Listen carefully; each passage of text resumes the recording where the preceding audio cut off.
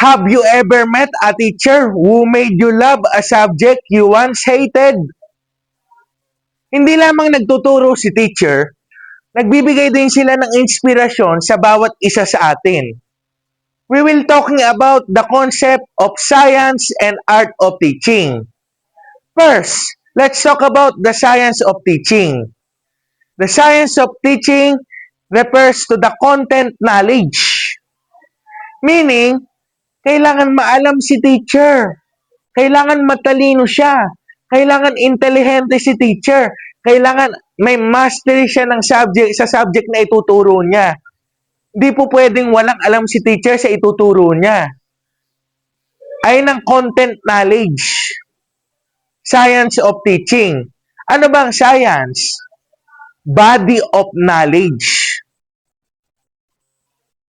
Pangalawa, let's talk about the art of teaching. It also refers to pedagogy. Pedagogy refers to the how of teaching. Kung paano dinideliver ni teacher ang instructional materials, kung anong mga strategies ang ginagamit niya, kung paano magturo si teacher. Ay ng pedagogy. Ngayon, example ng art of teaching. Inquiry-based learning, collaborative learning, discussion method, lecture method, mastery learning.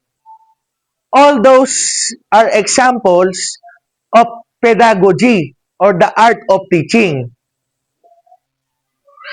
Kailangan, para maging best teacher tayo, kailangan balance lang ang science and art of teaching. Kailangan si teacher maalam siya sa ituturo niya at kailangan alam niya kung paano ituro ang mga ito.